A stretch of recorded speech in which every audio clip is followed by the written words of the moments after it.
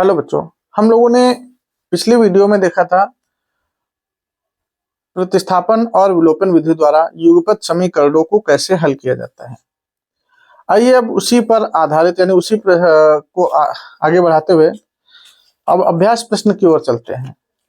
अभ्यास है हमारा 7A और इस 7A एक्सरसाइज का जो पहला सवाल दिया गया है, x के मान y के पदों में लिखिए।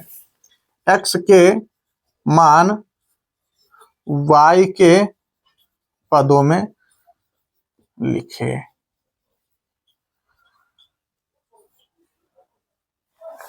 जैसे पहला सवाल दिया है x माइनस वाई बराबर 4।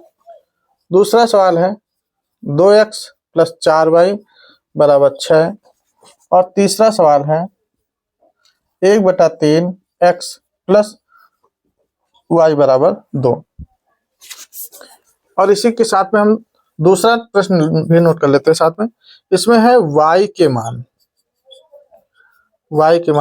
x के पदों में, x के पदों में लिखिए।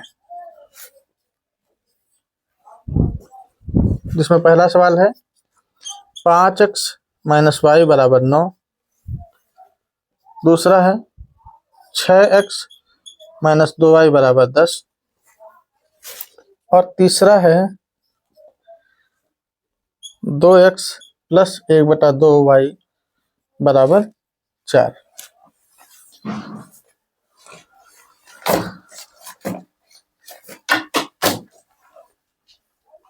आइए देखते हैं इन प्रश्नों को हम कैसे हल करते हैं। हमने जब प्रतिस्थापन विधि बता रहे थे तो हमने वहां पर बताया था कि सबसे पहले हमें करना क्या है, जो दो समीकरणें दी जाएंगी उसमें से हम किसी एक का मान किसी के पदों में निकालेंगे। अब किसके पदों में निकाल लेंगे ये डिपेंड करता था, हमने बताया था ये डिपेंड करता है उसमें कौन सा पद छोटा, यानी किसको हम आसानी से हल कर सकते हैं। जैसे यहाँ पे प्रश्न दिए गए हैं, ये प्रतिस्थापन विधि को हल करने की पहली इकाई है जो कि यहाँ पे दी गई है। जैसे यहाँ पे प्रश्न बोला गया है x के मान y के पदों में लिखिए, ठीक। तो ये प्रतिस्थापन विधि को हल करने की यानी पहली इकाई जो शुरू होती है वो यहीं से शुरू होती है। जैसे प्रश्न दिया गया है x माइनस वाई बराबर 4। बोला गया x का मान निकालना है, ठीक। x का मान निकालना है और किसके पदों में चाहिए, y के पदों में चाहिए, यानी हमें उत्तर में y मिलना चाहिए। तो हम क्या करेंगे, x को लिखेंगे, ठीक। और जो भी x के अलावा होगा उसको दाहिनी ओर पक्षांतर कर देंगे। तो ये 4 तो पहले दाईं ओर था, y बाईं ओर था माइनस का, तो ये दूसरी ओर जैसे जाएगा हो जाएगा प्लस का। तो x बराबर कितना आ गया, 4 प्लस y। तो जो ये मान आया x बराबर 4 प्लस y, तो यही ये x का मान है किसके पदों में, y के पदों में है। यानी x के बराबर हमें क्या मिला, 4 प्लस y, ठीक। तो ये जैसे हमने प्रतिस्थापन विधि में बताया था कि x का मान हम y के पदों में निकालें। ये हमारा प्रश्न हो गया। इसी तरह आगे वाला प्रश्न देखते हैं, इस वाले को देखेंगे कैसे हल करते हैं। इसमें लिखा है 2x प्लस का 4y बराबर 6। तो हमें क्या करना है, x का मान हमें निकालना है y के पदों में। तो हम सिर्फ 2x को रखेंगे और ये जो 4y था उससे पक्षांतर कर देंगे। तो 6 फिर माइनस लग जाएगा क्योंकि यहाँ संख्या प्लस की है, तो ये प्लस का चिन्ह जो है वो माइनस में परिवर्तित हो जाएगा और ये 4y दाईं ओर आ जाएगा, यानी 6 माइनस 4y। अब हमें x के साथ में सिर्फ हमें x रखना है, तो x के साथ में जो गुणांक है 2 उसको भी हटा देंगे। तो x बराबर, अब ये जो 2 गुणा में था वो कहाँ जाएगा, वो जाएगा दोनों संख्याओं के बटे में यानी भाग में। तो अब इसे हम हल भी कर सकते हैं। तो x बराबर जैसे इसको भाग देंगे यानी 6 को 2 से भाग देंगे तो ये आ जाएगा 3 और 4 को जब 2 से भाग देंगे तो ये आ जाएगा 2y। तो इस तरह से ये हमारा उत्तर मिल जाएगा। यहाँ पे हम क्या देख रहे हैं, x का मान मिला हमें किसके पदों में, y के पदों में। तो इस तरह से ये वाला भी प्रश्न हम लोग हल कर लेंगे। आइए क्वेश्चन नंबर 2 देखते हैं। अब जब प्रतिस्थापन जैसे विधि हम हल से प्रतिस्थापन विधि से सवाल लगा रहे होंगे तो ऐसा जरूरी नहीं कि सिर्फ हमें यक्स के पदों में ही मान निकालना होगा वहां, यानी यक्स का ही मान निकाल के हम सवाल लगा सकते हैं। हम वाई का मान भी ज्ञात करके सवाल लगा सकते हैं। और वाई का मान कैसे ज्ञात करके सवाल लगा सकते हैं, जैसे देखो यहाँ लिखा है ये 5x माइनस का वाई बराबर 9। तो क्या करना है, वाई को हमें रखना है, क्योंकि अब की बार सवाल में क्या बोलोगे, वाई का मान चाहिए हमें किसके पदों में, एक्स के पदों में चाहिए। तो हम वाई का मान निकालेंगे एक्स के पदों में, तो वाई को रखेंगे और एक्स वाले को पक्षांतर कर देंगे। तो इधर प्लस का 5x था तो दूसरी तरफ जाएगा माइनस का 5x। अब ये y कैसा है, ऋणात्मक है, तो हमें ऋण का y नहीं चाहिए, हमें चाहिए प्लस का। तो हम क्या करेंगे, इस माइनस चिन्ह से सब में गुणा करा देंगे या भाग दे देंगे। तो हम माइनस चिन्ह से गुणा करा देंगे। तो माइनस चिन्ह से जैसे गुणा कराएंगे तो जो ऋण का था वो धन का हो जाएगा, जो धन का है वो ऋण का हो जाएगा। तो ये जैसे धन का है तो ये माइनस का 9 हो जाएगा, ये माइनस का 5 था तो ये प्लस का 5x। अब ये हम देखेंगे क्या हमें मिल गया, y का मान मिला किसके पदों में, x के पदों में। यही हमसे कहा जा रहा था कि y का मान ज्ञात कीजिए x के पदों में। ठीक, तो इसी तरह से इसके बाकी क्वेश्चन भी हल करने हैं। जैसे इस वाले क्वेश्चन को देखो कैसे हल करेंगे। यहाँ लिखा है 2x प्लस का 1/2y बराबर का 4। तो 1/2y को रखेंगे, बराबर में हम सब पक्षांतर कर देंगे। तो 4, ये 2x था इधर चला जाएगा माइनस का 2x हो जाएगा, यानी इधर प्लस का था उधर माइनस का। अब y बराबर, ये देखो बटे में 2 है यानी 1/2 है, तो ये जब दूसरे पक्ष में जाएगा तो जो अंश बटे हर के रूप में संख्या लिखी हुई वो उलट जाएगी। कहने का मतलब ये है जो बटे में संख्या होगी वो चली जाएगी गुणा में। तो गुणा वाले को हल कर लो, तो हल करो, 2 से 4 को गुणा कराएंगे 8, माइनस 2 से 2 का गुणा कराएंगे 2 दूना 4x। तो हमारा ये मान क्या प्राप्त हो गया, y बराबर 8 माइनस का 4x। बस ये आंसर। ठीक, तो इस तरह से हम किसी भी समीकरण को, चाहे अगर हमें x के पदों में हल करना है तो हम x के पदों में निकाल सकते हैं मान को, और y के पदों में अगर किसी भी युगपत समीकरण को बदलना है तो हम y के पदों में भी बदल सकते हैं।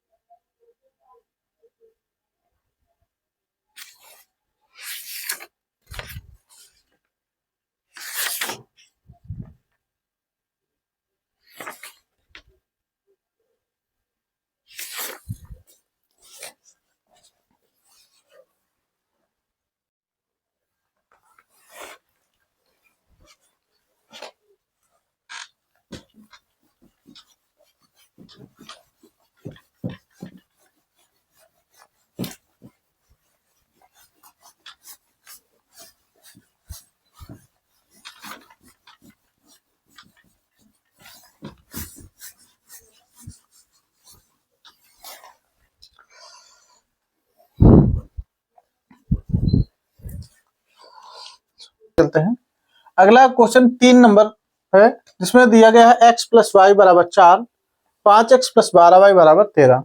ठीक, यहाँ पे ये 2 समीकरण दी गए हैं और इन्हें क्वेश्चन में बोला गया है सारणी विधि से हल करने के लिए। फिलहाल आपके कोर्स में सारणी विधि अब नहीं है, तो इसलिए हम इसको सारणी विधि से ना बता के एक जो हमारे कोर्स में जो दो विधियां सिर्फ पढ़नी है हम लोगों को, एक तो पढ़नी है हमें प्रतिस्थापन विधि और दूसरी विलोपन।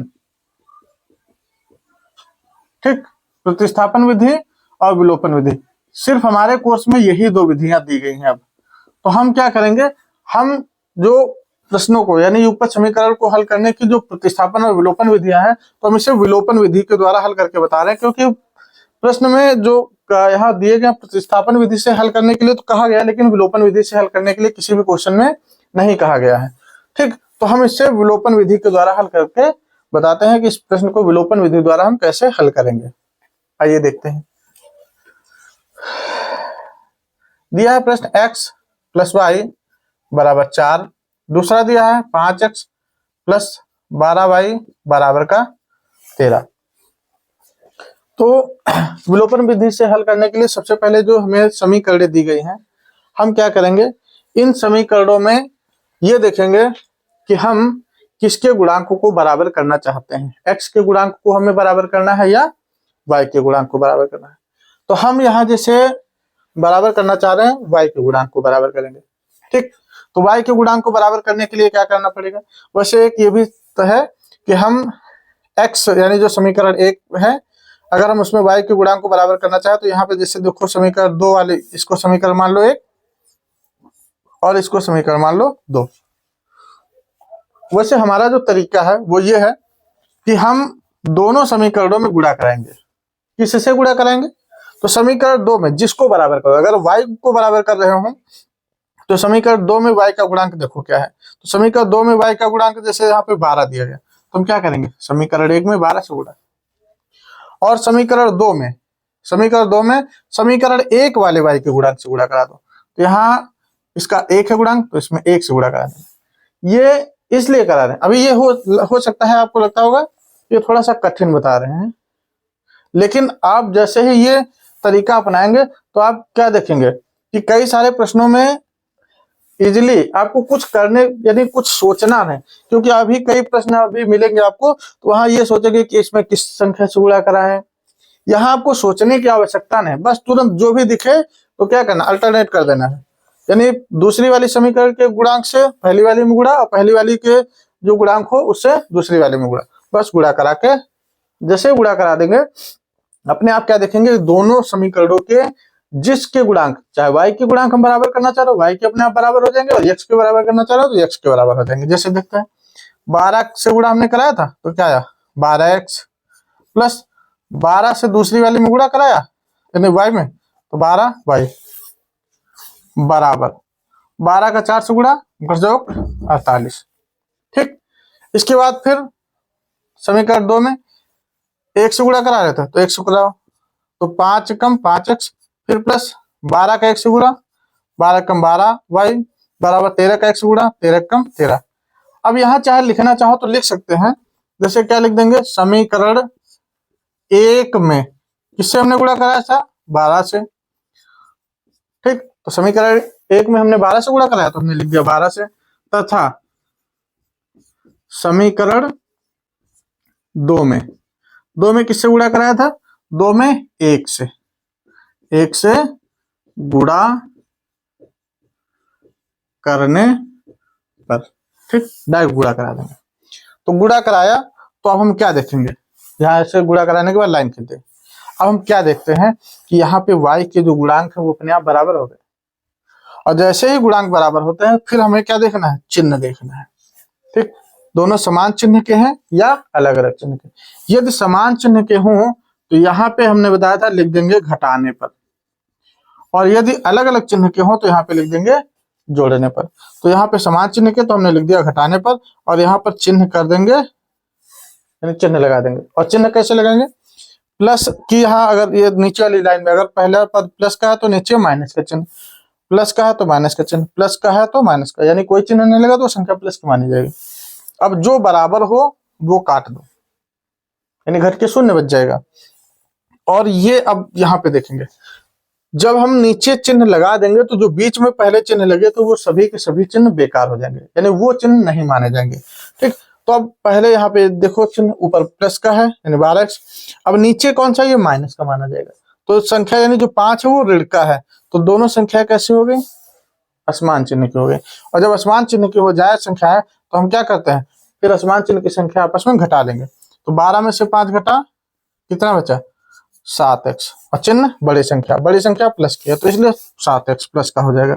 इधर 13 में से 48 घटाओ, तो 8 में 3 घटा 5, 4 में 1 घटा 3, चिन्ह बड़ी संख्या का। ठीक, तो ये कितना बचा, 7x बराबर 35, या x बराबर 35/7, या x बराबर 7 एकम 7, 7 बना 35, तो x बराबर कितना आ गया, 5। यानी हमें x का मान मिल गया। और जैसे ही x का मान मिल जाए तो अब ये जो मान मिला वो हम किसी भी समीकरण में रख के हल कर सकते हैं, चाहे समीकरण 1 में रखो या समीकरण 2 में। तो हम समीकरण 1 और 2 में रखने से पहले ये देख लेंगे कि किस समीकरण में गुणांक छोटे छोटे हैं। जैसे देखो यहाँ पे गुणांक 5 है, 12 है, और इसमें सबका एक गुणांक है, तो इसमें रखना ज्यादा आसान होगा क्योंकि इस आसानी से हल कर सकते हैं। इसमें थोड़ा सा टाइम लगेगा या कह सकते हैं कैलकुलेशन ज्यादा करना पड़ेगा। तो हम क्या करेंगे, लिख देंगे x का मान समीकरण 1 में रखने पर। तो समीकरण 1 क्या थी, x प्लस वाई बराबर 4।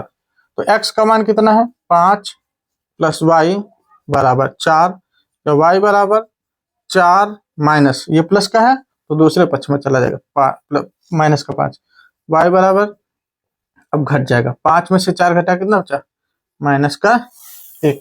ठीक, तो हमारे दो आंसर यहाँ पे जो दोनों चरों के जो मान प्राप्त हुए, क्या प्राप्त हुए, x बराबर हमें कितना मिला यहाँ 5, x बराबर 5 आ गया, y बराबर क्या मिल गया, y बराबर मिल गया माइनस का 1। ठीक, तो इस तरह से हम विलोपन विधि द्वारा किसी भी प्रश्न को हल कर सकते हैं। ठीक, तो हम लोग करेंगे क्या, इसका जो दूसरा क्वेश्चन है वो भी विलोपन विधि द्वारा अपने मन से हल करेंगे।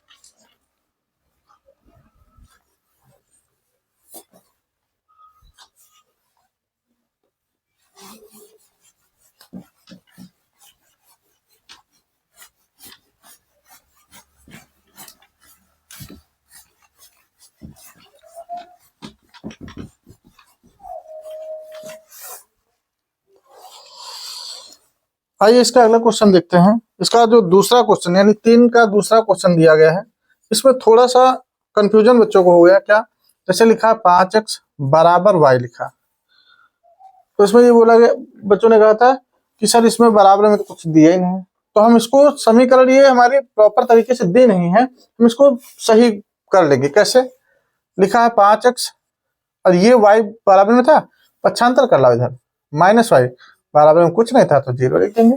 अब ये हमारी समीकरण बन गई 1। और दूसरी समीकरण क्या हमारी दी थी, 2x प्लस वाई बराबर का 7। और अब आसानी से हम इसे हल कर सकते हैं। इसको हमने समीकरण मान लिया 2। अब इसमें हम क्या देख रहे हैं, क्या किसी भी अंक से गुणा कराने की आवश्यकता है। तो अगर हम देखें तो पहले इसमें ऋण का y है, नीचे वाले में धन का y है, और ऊपर का इसका भी गुणांक 1 है, समीकरण 1 में y का गुणांक, और समीकरण 2 में भी y का गुणांक 1 है। तो हमें किसी भी अंक से गुणा कराने की आवश्यकता नहीं है, हम ऐसे ही डायरेक्ट हल कर सकते हैं। जैसे देखते हैं, तो हम क्या लिख देंगे, समीकरण 1 व समीकरण 2 को हल करने पर, या 2 को हल करने पर, ऐसे लिख देंगे। तो समीकरण 1 2 को हल करो, क्या, 5x माइनस वाई बराबर 0, दूसरी 2x प्लस वाई बराबर 7। और हल करने के लिए क्या करेंगे, लाइन खींच देंगे। अब लाइन खींचने के बाद हमें क्या देखना है, हमने बताया था अगर समान चिन्ह होंगे तो यहाँ पे लिखेंगे घटाने पर, और अगर असमान चिन्ह होंगे यानी अलग अलग चिन्ह होंगे तो यहाँ पर लिखते हैं हम जोड़ने पर। ठीक, अब जब जोड़ने पर लिखेंगे तो हमें यहाँ पे जैसे घटाने पर वाले में यहाँ चिन्ह बदल जाते हैं, यानी यहाँ प्लस है तो माइनस कर देंगे, माइनस है तो प्लस कर देंगे, वो यहाँ पर नहीं होता है। इसको डायरेक्ट ऐसे ही हल कर लेते हैं। तो ये अलग अलग चिन्ह कर जाएंगे। इसमें क्या होगा, 5 2 दोनों जुड़ जाएंगे, 7x बराबर 7 में 0 जोड़ेंगे 7, या x बराबर 7/7 काट लो, इसको हल कर लेंगे, 7 कम 7 7 कम 7, x बराबर कितना आ गया 1। अब ये जो x का मान है उसको किसी भी समीकरण में रख दो, चाहे 1 में रखो या 2 में। तो हम क्या करेंगे, 1 में x का मान समीकरण 1 में रखने पर, तो समीकरण 1 में रख दो।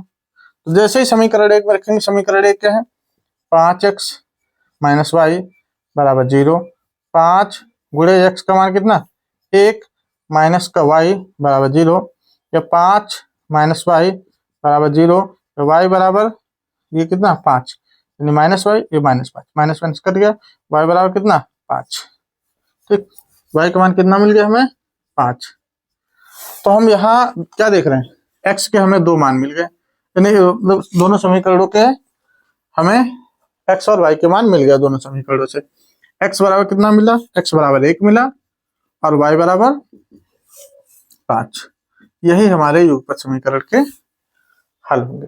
ठीक, इसी तरह से हम किसी भी प्रश्न को विलोपन विधि द्वारा हल कर सकते हैं। तो इस तरह से हमारा क्वेश्चन नंबर 3। अब ये जैसे 4 में दिया गया यहाँ प्रतिस्थापन विधि से हल करने के लिए, तो प्रतिस्थापन विधि देखते हैं।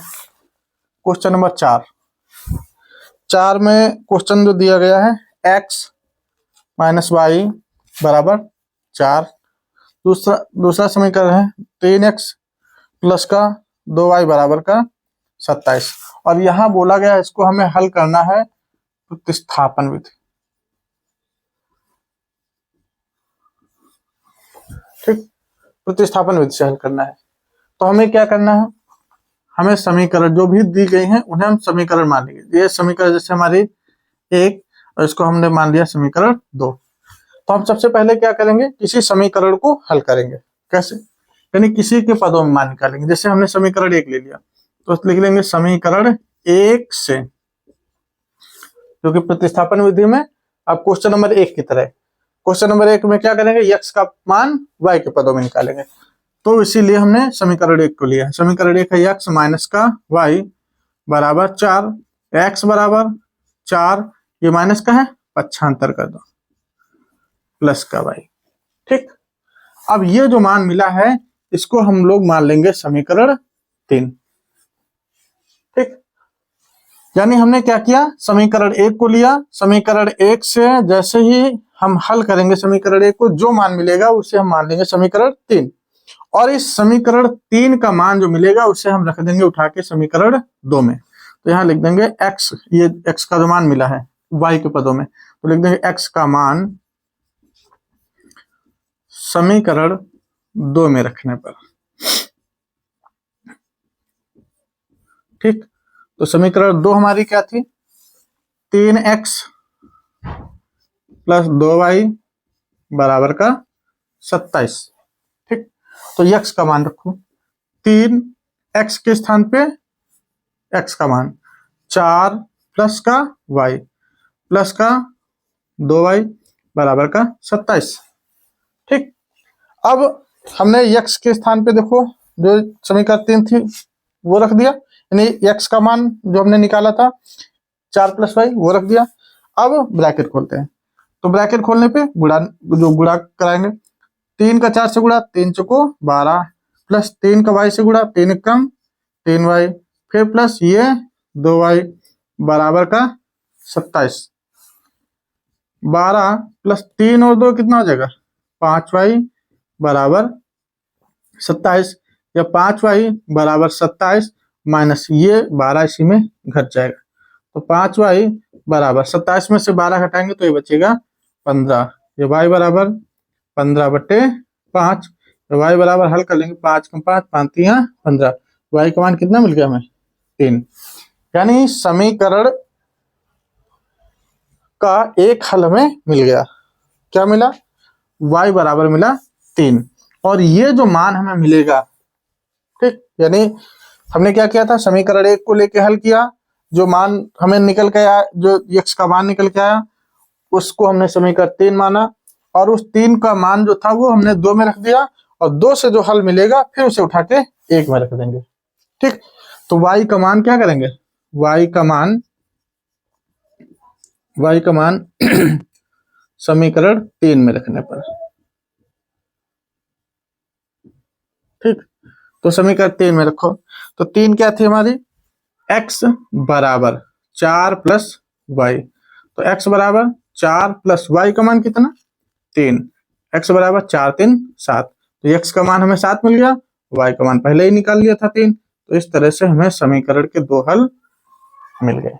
ठीक, तो इस तरह से हम प्रतिस्थापन विधि द्वारा किसी भी प्रश्न को आसानी से हल कर सकते हैं। अच्छा, एक बात यहाँ ये समझने वाली है कि हमने यहाँ पे ये बोला कि ये हमें समीकरण 3 में ही क्यों रखना है। ये कोई जरूरी नहीं है कि हम सिर्फ समीकरण 3 में ही रख के हल करेंगे, क्यों हल कर रहे हैं।